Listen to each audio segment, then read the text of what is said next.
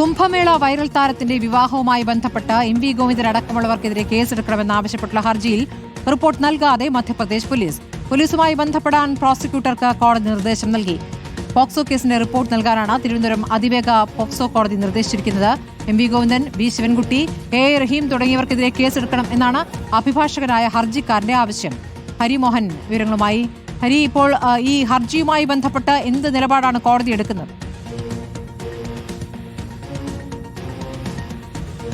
സ്മൃതി, report, അതായത് POCSO നിയമപ്രകാരം എടുത്തിരിക്കുന്ന ഒരു കേസുണ്ട് മഹേശ്വർ പോലീസ് സ്റ്റേഷനിൽ, മധ്യപ്രദേശിലെ മഹേശ്വർ പോലീസ് സ്റ്റേഷനിൽ.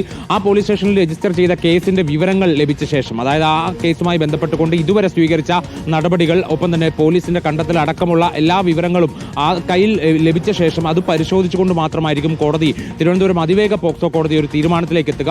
ഇത് കഴിഞ്ഞ ദിവസം തന്നെ, അതായത് 2 ആഴ്ചക്കാലം മുൻപ് തന്നെ ഇങ്ങനെ ഒരു ഹർജി വരികയും പിന്നീട് കോടതി മധ്യപ്രദേശിലെ മഹേശ്വർ പോലീസിനോട് ഇത് സംബന്ധിച്ച റിപ്പോർട്ട് സമർപ്പിക്കാനായി ആവശ്യപ്പെടുകയും ചെയ്തിരുന്നു. തുടർന്നാണ് ഇന്ന് ഹർജി പരിഗണിച്ചത്. പക്ഷേ അപ്പോഴും പോലീസ് ആ റിപ്പോർട്ട് ഹാജരാക്കാൻ തയ്യാറായില്ല. ഒടുവിൽ പ്രോസിക്യൂട്ടറോട് നേരിട്ട് പോലീസുമായി ബന്ധപ്പെട്ടുകൊണ്ട് കോടതിയുടെ നിർദ്ദേശം അറിയിക്കണം എന്നുള്ള കാര്യമാണ് ഇപ്പോൾ നിർദ്ദേശിച്ചിരിക്കുന്നത്.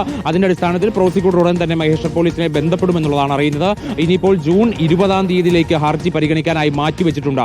അന്ന് ഈ മഹേശ്വർ പോലീസിന്റെ റിപ്പോർട്ട് ലഭിക്കുമോ എന്നുള്ളതാണ് പ്രധാനപ്പെട്ട കാര്യം. ആ റിപ്പോർട്ട് പരിശോധിച്ച ശേഷമായിരിക്കും ഈ ഹർജിയിൽ തുടർ നടപടികൾ സ്വീകരിക്കാൻ വേണ്ടിയുള്ള തുടർ നടപടികൾ സ്വീകരിക്കണമോ വേണ്ടയോ എന്നുള്ള കാര്യത്തിൽ കോടതി ഒരു തീരുമാനമെടുക്കുക.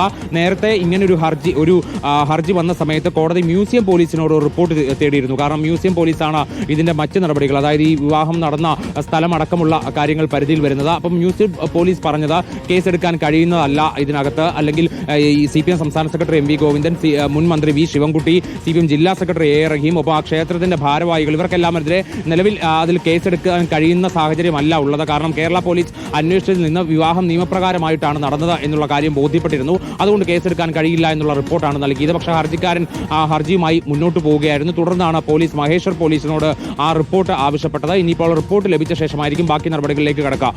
പോക്സോ കൂടാതെ മറ്റ് പല വകുപ്പുകളും ചുമത്തണം എന്നുള്ള കാര്യം ആവശ്യപ്പെട്ടിട്ടുണ്ട്. അതായത് ഒരു ക്രിമിനൽ ഗൂഢാലോചന ഇതുമായി ബന്ധപ്പെട്ടുകൊണ്ട് CPM നടത്തുകയായിരുന്നു. അതായത് ഒരു റിയൽ കേരള സ്റ്റോറി ബിൽഡ് ചെയ്യുക എന്നുള്ളതാണ് ഇതിൽ CPMന്റെ ലക്ഷ്യമെന്നുള്ള ആരോപണമാണ് ഹർജിക്കാരൻ്റെത്. എന്തായാലും കോടതി റിപ്പോർട്ട് ഏതായാലും പോലീസ് നൽകിയിട്ടില്ല എന്നുള്ളതാണ്. ഹരിമോഹനാണ് വിവരങ്ങൾ നൽകിയത്.